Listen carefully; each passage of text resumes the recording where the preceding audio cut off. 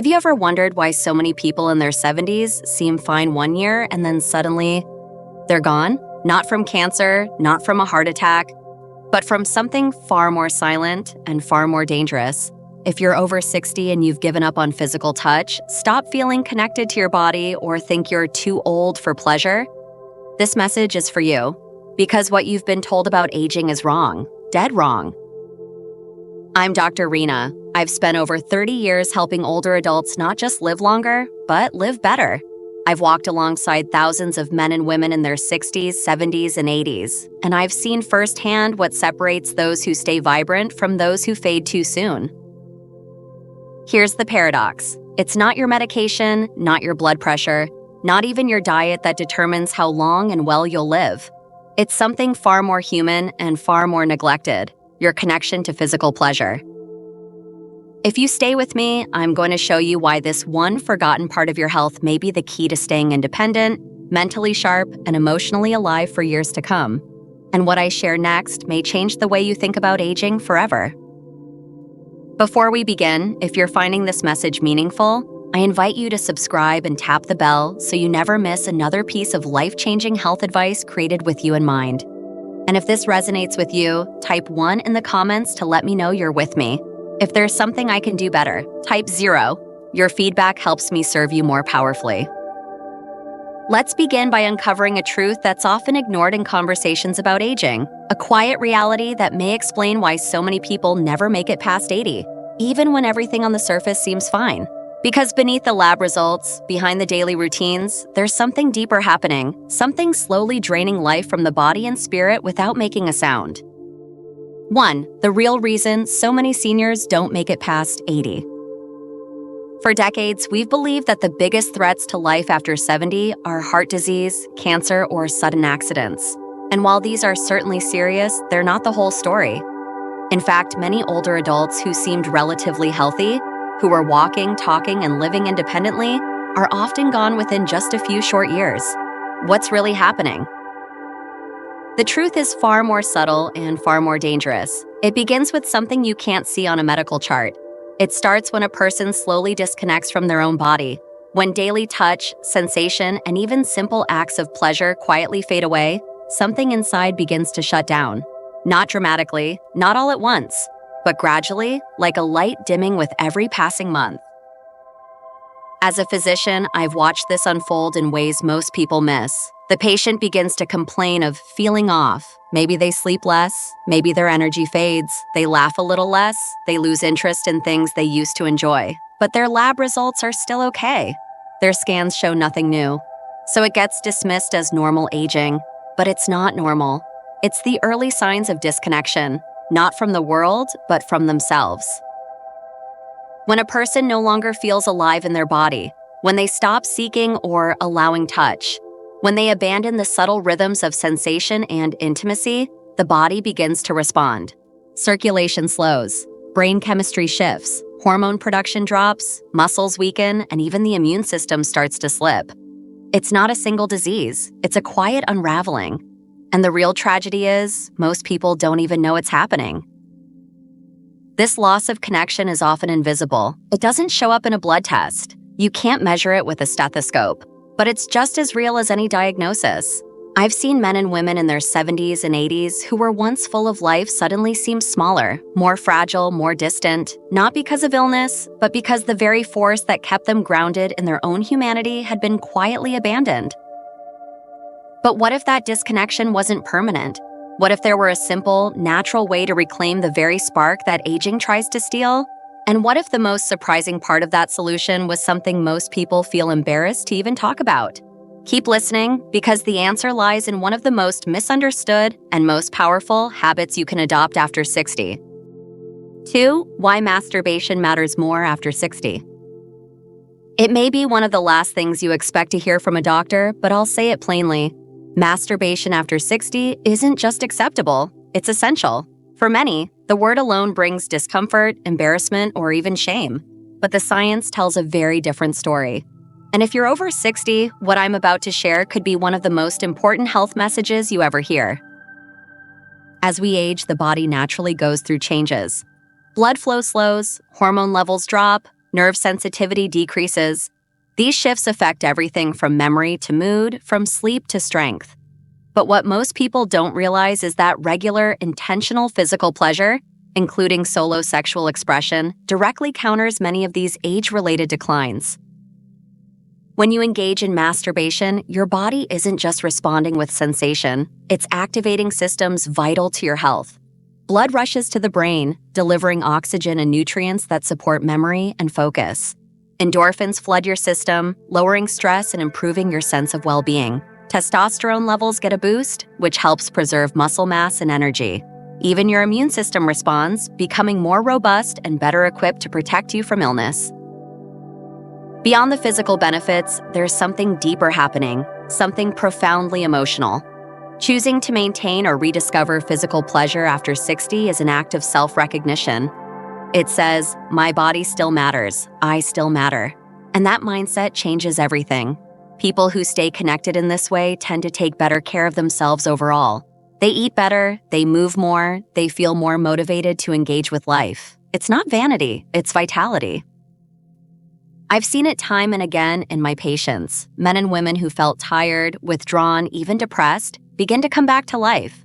Not from medication, not from surgery, but from rekindling the simple, human connection with their own bodies. The results are often subtle at first, but powerful over time. Better sleep, brighter mood, a sharper mind, a renewed sense of self-worth, all from embracing something they were once told to ignore. If that sounds surprising, it's because we've been conditioned to stay silent. But the silence is costing us more than we know. And yet, even with all these benefits, many seniors still hesitate. Why? Because of a few deeply ingrained myths that continue to hold them back. In the next part, we'll break those myths wide open and reveal how letting go of them might just be the key to unlocking a whole new chapter of life. 3. The 3 misconceptions that are silently harming seniors. Despite the powerful health benefits of staying physically connected with your body, especially through masturbation, many older adults still hesitate.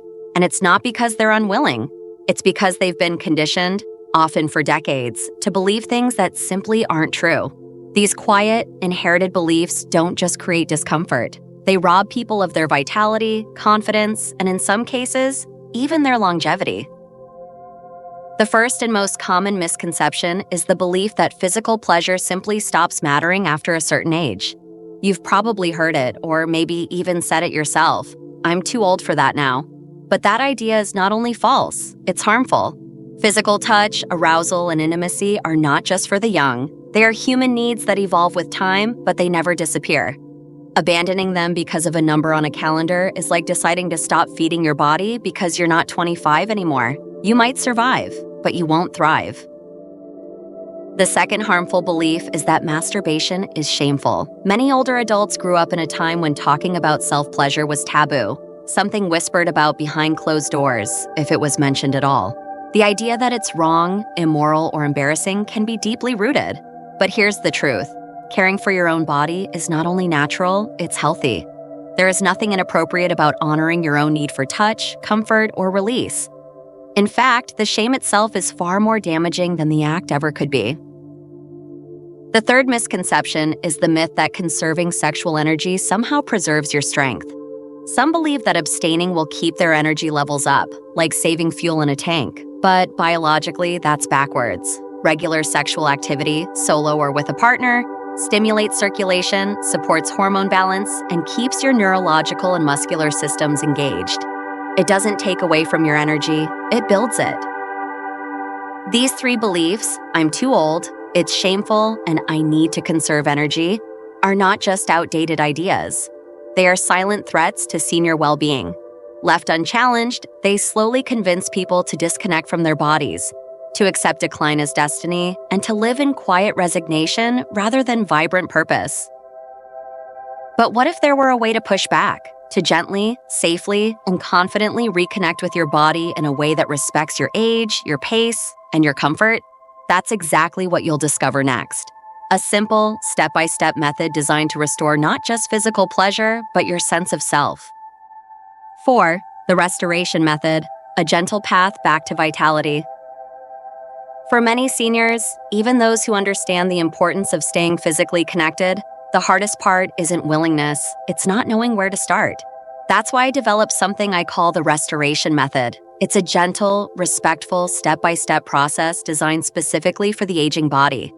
No pressure, no awkwardness, just a clear path toward reclaiming a part of yourself that may have been neglected for far too long.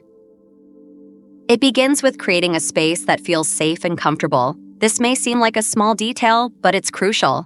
When you take the time to prepare your surroundings, dim the lights, adjust the temperature, maybe play some calming music, you send a powerful message to your body. I matter. This moment matters.